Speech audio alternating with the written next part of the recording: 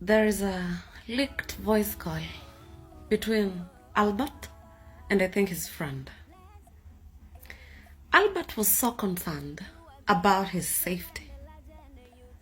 And then police come and tell us alijigonga gonga.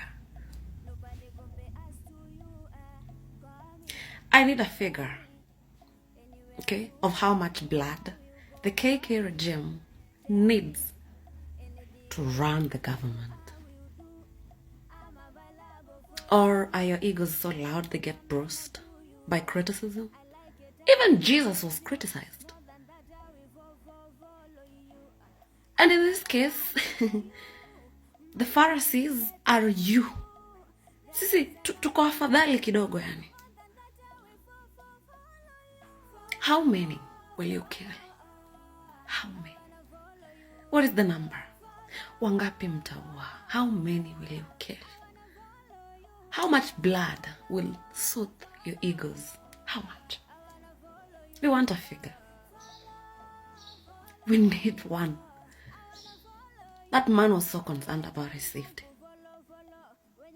But according to the police, alijigonga gonga. He hit himself. Good to know. For me, it's not even about the fact that he has died. Who gave the order for that young man to be brought to be arrested? For what? If you can't stand somebody, block.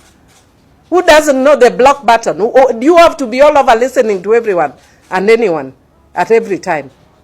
I mean, this nonsense must stop. Kenya has come too far. These are things that are done in other countries that we have been condemning, some around us. Cannot happen in Kenya. We will not allow it. Not in Kenya. No. Anyway, which planet did we come from? A planet where people are idiots. Where you tell us that somebody went and put himself in a cell and then died. Honestly. First, why are you arresting somebody so that we have to answer these questions? Why are you arresting a young man for views? I wish you could arrest somebody that they stole or that they were highway robbers or something more serious. But that somebody, and there are so many cases of domestic violence, women being found that have been killed all over. Why are you not arresting those people? Hii social media, hii nonsense hii. Ndio unachukua mtu ati unaua ati because of social media. Really, we must learn to be tolerant. We are different generations. Some of these young people will tell us things you've never imagined you'd hear in your life. Big deal, just block. It's that simple. You know, the only time Kenyans are going to be serious is when tragedy befalls on their door. That is the time that Kenyans are going to be serious.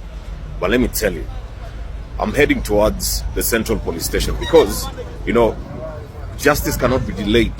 It cannot be delayed. There is no way. Actually, the Star newspaper has come up with new revelations that it is the Deputy Inspector General himself who was at the point of murder of Ojwang, and that Ojwang was not murdered in the cell. He was murdered in Karura Forest. So there is no way justice can be delayed on this one. You see, I don't dispute businesses must be opened in town. I'm just in town right now. You know, Kenyans, it's high time we be serious. Very high time we be serious. Now, there is another thing you need to note. There is a deliberate plan to cover up for this Deputy Inspector General who is called Lagat. And that is something we will not agree to because we are championing for his resignation and his arrest because this is an accessory to murder. There is absolutely no way we can just sit down. You know, kuja tao bro. Nani sasa anakustua? Umestuka na vitu ngapi as a Kenyan? Vitu ngapi as a Kenyan? Vitu ndogo haziwezi kukustua. Wewe kuja tao. We're in town right now. Nothing's going to happen to you. Nothing. You come to town. You know, we are mobilizing people to come to town. You know, as in usingoje mtu akupatie pesa ukuje, hapana. You come on your own volition. You must get justice. Justice must be done. It must be done. Now, you know, nyinyi mnaogopa vitu mingi. You know, Kenyans, by the way, it's high time we be serious. It's very high time we be serious. Do not wait for money to be mobilized to come to fight for justice. Don't. Get my point? Don't.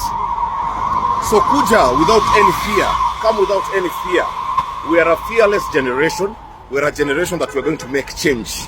We're going to make change.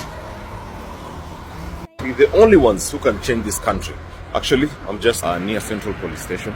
I want to like make them go and do some input.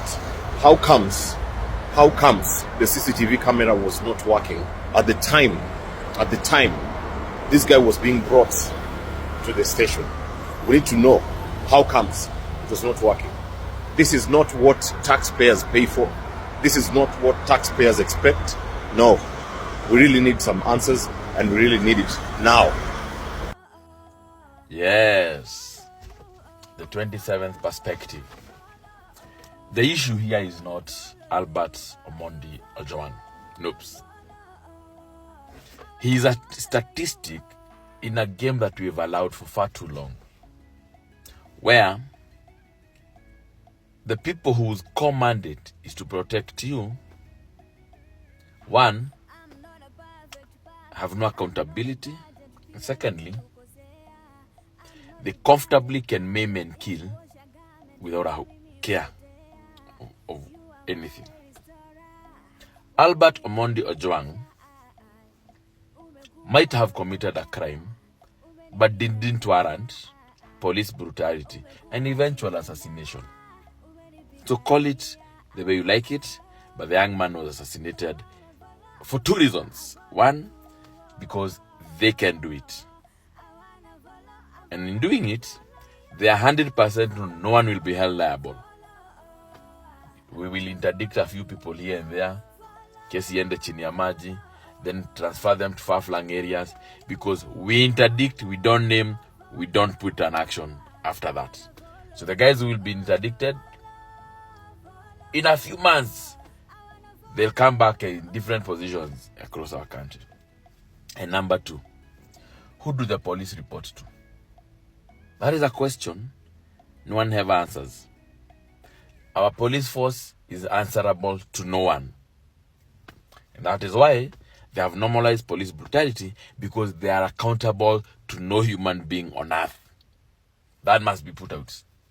So when you lawfully hold someone into custody and you assassinate them because you cannot be held accountable by anyone, you're basically a rogue militia operating a country.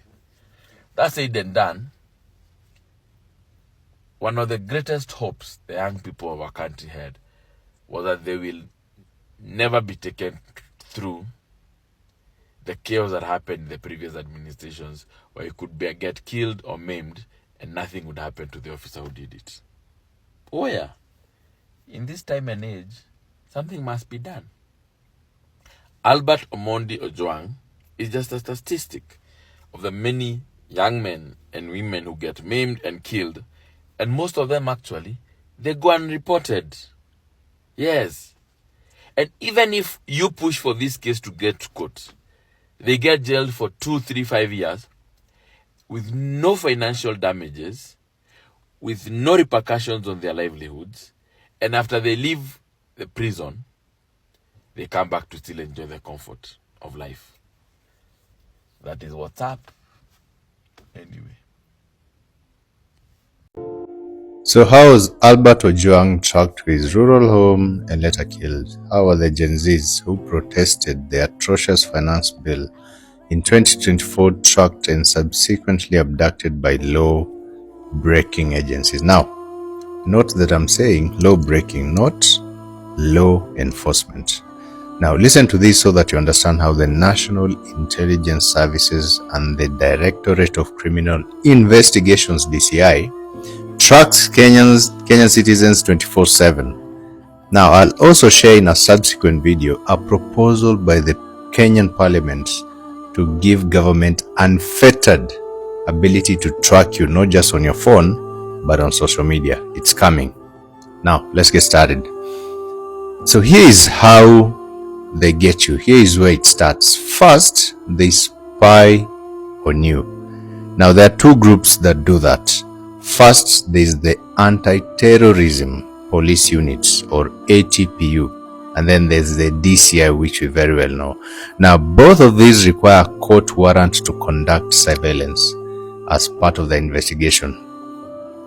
And the reason why this is so is because they fall under the National Police Service, so they're a little bit kidogo constrained by the law. Now, let me shock you and introduce you to group number 2. The ultimate people who spy and share your information before you are kidnapped. The National Intelligence Services, guys. Guys, I know most people didn't know this, but it's not the DCI, but the NIS that spies, collects, and shares your information with the police and other units. Now, the NIS does not fall under the jurisdiction of the Kenya Police. You have to know that. Rather, it reports to the National Intelligence Committee and takes directives from the President and the CS Interior Security. Now, the NIS can intercept both communication, content, and can also get the call data records from telecom operators. We know all these telecom operators in Kenya without court warrants. Unasikia hiyo? Once the NIS spies on you and gets the intelligence, they then go to the DCI, the ATPU, the GSU, and other police agencies, who then swing into action depending on the directive from the police IG, which is really a directive from the President of the CS Interior. So why do telecom operators give your data to NIS? In exclusive interviews, and there's a document that I've read on this, that even your local TV operators don't know about. DCI officers, staff at telecom companies, and intelligence officers admit that telcos are forced to comply with NIS demands for data to share mwananchi data due to threats of their operating licenses being revoked. Well, that's a lot to take in. Now, aside from these inane excuse by telco operators to betray Kenyans by giving your data to NIS, how does the NIS actually infiltrate and gain access to information to track you in the first place? Stay with me for part 2. Yes, Ruto. Tunaona mambo mengi sana yanafanyika Kenya. Lakini usione kwamba sisi ni wajinga. Tunaona vile unaua watoto wa watu, na bado unazidi kuua watoto wa watu. Hao watoto ndio wanajeshi wa kesho. Hao watoto ndio viongozi wa kesho. Hao watoto ndio marais wa kesho. Na hao watoto ndio wazalendo wa kesho. Leo hii unatumia dola ya polisi kukandamiza haki ya Wanakenya. Unatumia dola ya polisi kuumiza, kuleta maumivu makali ndani ya nchi. Unatumia dola ya polisi kwa manufaa yako wewe. Ruto, haukuchaguliwa na dola ya polisi. Haukuchaguliwa na dola ya jeshi. Haukuchaguliwa, narudia, na dola ya polisi. Ulichaguliwa na wananchi. Ulichaguliwa na wananchi. Lakini mahali nafikia, na mimi nasema hivi kama mosquito, mahali nafikia, wewe bwana Ruto, wewe bwana Raila, wewe bwana Kalonzo, wewe bwana Gachagua, wewe mama Karua, wewe bwana Uhuru Kenyatta, hii government yenu na ikujia wewe Ruto, na kukujia wewe, whether you like it or not, ni lazima mizizi ya Moi nitoe, na sitaitoa peke yangu, nitaitoa na vijana wenzangu, tukiamua kwamba njia ni moja, njia Ruto must resign. Njia Raila must resign. Njia Kenyatta must resign. Njia Mama Ngina must resign. Njia Gachagua must resign. Njia Kalonzo Musyoka, Mudavadi, Wetangula au Mabrunyanye wote must resign.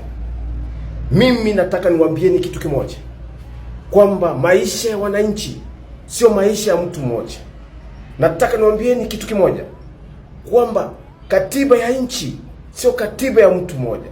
Nataka niwaambieni kitu kimoja, kwamba nchi ya Kenya sio nchi ya mtu mmoja, ni nchi ya watu wengi. Kwa hivyo sauti ya watu wengi inakuja, sauti ya watu wengi inakuja. Ruto, Ikulu lazima nikutoe. Ruto, wanajeshi wako wote lazima niwaue. Ruto, mapolisi wako wote lazima wakule mchanga. Nimekuona mimi, I am coming for you. Albert Ojwang is dead. Yes, mulimwendea nyumbani, mukapeana orders aendewe nyumbani. More than 400 kilometers aendewe mpaka Ushago, akapatwa kwao nyumbani ya kikula. Na ni sawa, the same way mulipeana orders aendewe nyumbani, tunataka mupeane the same orders maiti irudishwe nyumbani. Munasikia aje mukiona maiti imelazwa juu ya meza ya mochari? How are you even feeling? Munakula aje? Munapelekea aje watoto chakula nyumbani wenye muliua huo mtoto? Munadhania baba yake anasikia aje? Nani anataka kujiuliza babake analala wapi? Nani anataka kujiuliza babake anakula nini Nairobi? Nani anataka kujiuliza babake anakunywa nini Nairobi? Why are you so heartless? Why are you so fucking heartless? Sawa, sasa chukueni hiyo maiti, chukueni hiyo mwili, mupeleke mpaka Ushago venye mulimwendea akiwa uhai. Munawachia Wakenya wachange. How are you even feeling mkiona Wakenya wanatoa paybill na wanachukua M-Pesa ili watumanishe pesa ya kupeleka kago nyumbani mwili? Na nyinyi muliendea mwili ikiwa mzima. How are you even feeling? Munafeel aje? Munafeel aje? Munafeel aje? And you teachers, you are failing us big time. The guy was a teacher. You should be on the streets singing the solidarity songs zenye huwa mnaimba msahara ikikosa kuingia. You should be on the streets mkisema solidarity forever venye mnafanyanga wakati pension haijafika. You should be on the street as teachers. Sisi kama Gen Z, sisi kama youth tuko kwa street, nyinyi mnafanya. You should down your tools and be on the street for one of you. Leo ni huye mwalimu, kesho ni mtoto wako, wewe ama baba yako mwenye anakuwa mwalimu. Teachers, you are failing us big time together with your unions and your staffs. You are failing us big time. You should have already down your tools and be on the streets. Sasa mwili ndio hiyo imebaki imelazwa pale Nairobi mochari. Ndio hiyo imelazwa pale City mochari.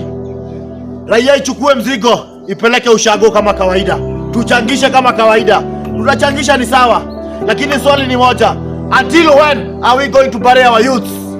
Until when are we going to bury our young people? Hitio na egora kuote andere yale ya mwana no ino nirite. Yeah, that's a proverb in my native language. Even if how hungry the hyena is, it has never eaten the yakids. This is becoming too much. It is too much. And by the way, the streets are calling. We are approaching the anniversary and the streets are calling. Endeleeni kabisa kuua watoto wa watu. Endeleeni kabisa kukua heartless. Mutuue sisi wote mutumalize, mubaki mkitawala miti na vichaka. Because nyinyi tamaa yenu inakuanga tu mali na pesa na uongozi. Tuweni sisi wote mtumalize, mbaki mkitawala vichaka na miti. That is what you want. Uambiwe uko na magari 500, uambiwe uko na magari 1500, uko na 100 bank accounts, zote they are full. You don't care. Huyo mtoto wa 1 month amewachiwa nani? Amewachiwa nini? Atakula nini? Like you people are so fucking heartless. You just look like a piece of shit. Nobody care. Nobody do care. Guy, tulifika aje hapa surely? Surely, how did we get to this extent? Now, a 1 month kid is fatherless. Will you step in to be the father? Whoever killed, will you step in to be the father? It is so hurting, it is so painful, and it really hurts to simple. I mean, wewe unaniwatch hapo kama unataka kashamba 50 by 100. Imeguza lami iko na maji na stima hapa Matu. At only 399,000. Nipigie simu. Title deed unaipata na 90 days. Namba yangu iko hapo hivyo kubaya.